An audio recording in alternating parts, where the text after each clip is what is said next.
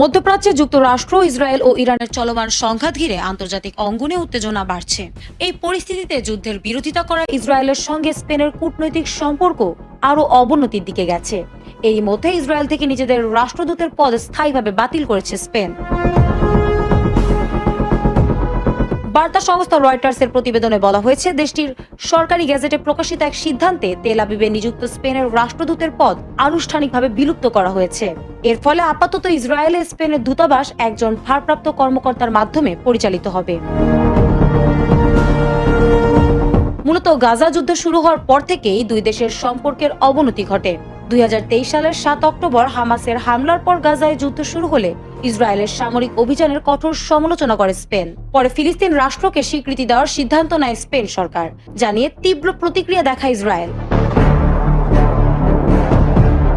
এর আগে কূটনৈতিক উত্তেজনার জেরে ইসরায়েল থেকে নিজেদের রাষ্ট্রদূতকে ডেকে নেয় স্পেন। একই সঙ্গে গাজা যুদ্ধে ব্যবহৃত ইসরায়েলি অস্ত্র বহনকারী কোনো জাহাজ বা বিমানকে স্পেনের বন্দর ও আকাশপথ ব্যবহার করতে না দেওয়ার সিদ্ধান্তও নেয় দেশটি। এই পদক্ষেপের তীব্র সমালোচনা করেন ইসরায়েলের পররাষ্ট্রমন্ত্রী। তিনি স্পেনের সিদ্ধান্তকে ইহুদি বিদ্বেষী বলেও মন্তব্য করেন।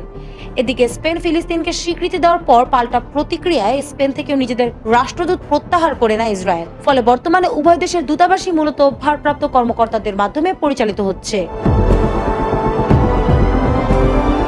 বিশ্লেষকদের মতে, মধ্যপ্রাচ্যের চলমান যুদ্ধ ও ফিলিস্তিন প্রশ্নে ভিন্ন অবস্থানের কারণে স্পেন ও ইসরায়েলের সম্পর্ক দীর্ঘ সময়ের জন্য উত্তেজনাপূর্ণ অবস্থায় থাকতে পারে। মধ্যপ্রাচ্যের চলমান সংঘাতের প্রভাব এখন কেবল যুদ্ধক্ষেত্রেই নয়, আন্তর্জাতিক কূটনীতিতেও স্পষ্ট হয়ে উঠেছে। স্পেন ইসরায়েলের সম্পর্কের এই অবনতি তারই নতুন উদাহরণ।